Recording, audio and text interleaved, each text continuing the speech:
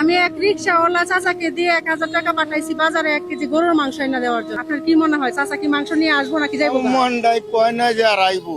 চাচা আসসালামু আলাইকুম। ভালো আছেন?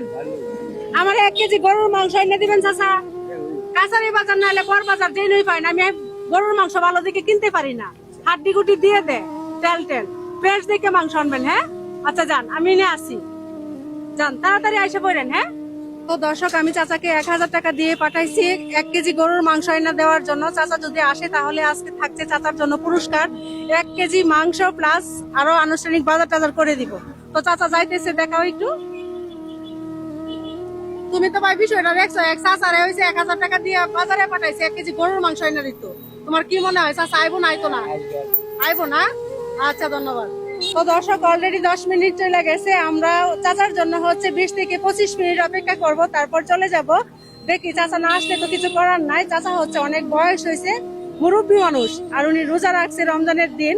আসসালামু আলাইকুম। ওয়ালাইকুম সালাম। ভালো আছেন? আল্লাহ ভালো রাখছে। আমি এক রিক্সাওয়ালা চাচাকে দিয়ে 1000 টাকা পাঠাইছি বাজারে 1 কেজি গরুর মাংস এনে দেওয়ার জন্য। আচ্ছা, আমি চাচারে চিনি না। আপনার কি মনে হয় চাচা কি মাংস নিয়ে আসবো নাকি যাইবো? মন্ডাই কয় না যে আর আইবো। কোনটা কয় না? মন্ডাই কয় না। আমি আসলে চাচারে চিনছি না। চাচার কিন্তু অনেক বয়স হয়েছে, একদম মুরব্বী। মন্ডাই কয় না আর আইবো, এরকম তো অনেকেই আছে আইয়ে না, দিলে পরে অনেক আইয়ে না। আইয়ে না না?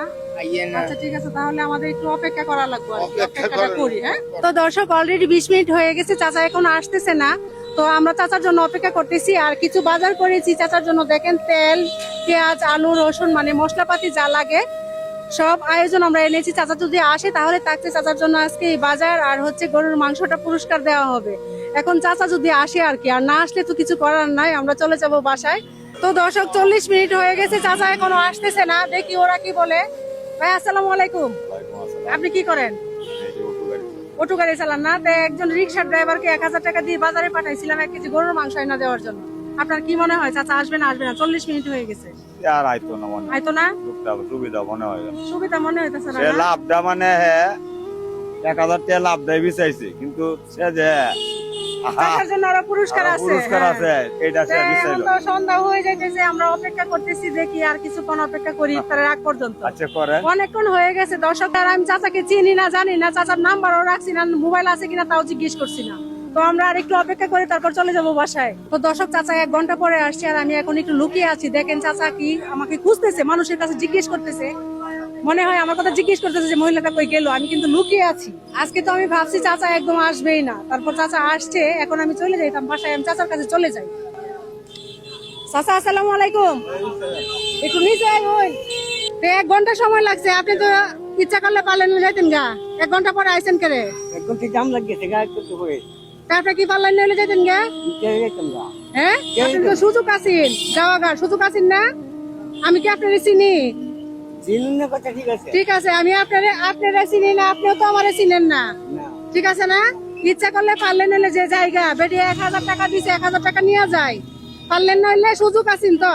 অবশ্যই। হ্যাঁ সুযোগ আছেন, কিন্তু আপনি 1 ঘন্টা পরে আবার মাংসটা নিয়ে আসছেন। আমি এখন গেলাম গইলে বাসার, যে চাচা আইতাছে না।